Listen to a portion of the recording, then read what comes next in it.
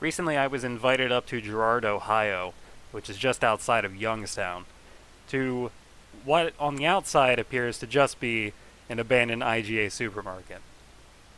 But what was waiting for me inside were dozens of wrapped arcade games, all ready to be plugged in and checked, along with quite a number of pinballs and other mechanical arcade games. You see, this is the future site of Pastimes Arcade, and I've been called in to help sort through all the games that they had, figure out what was working and what work needed to be done.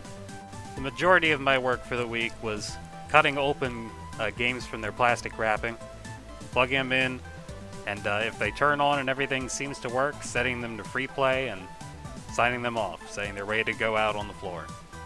Of course, another important part of my job is to look through the massive multiple warehouses full of arcade games. I'd be searching through all these warehouses to find the most interesting games, the most fun games, games that definitely should go out and be able to be played by the general public. And of course, when I say that I was digging through these arcade games, I mean quite literally. Walking across the top of them and trying to drop down into places and see what was hidden within the warehouse.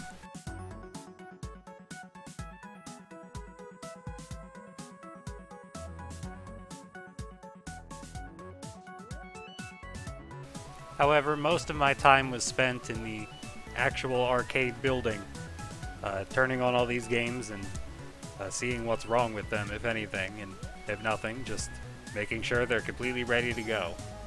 Changing the settings for a lot of these games actually involves opening them up, so it was interesting to see what the internals of some of these very famous games actually look like. And here's the internals of a Super Punch-Out.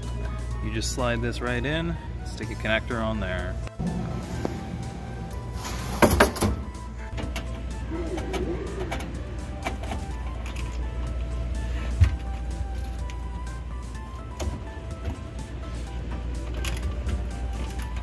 Very tight fit.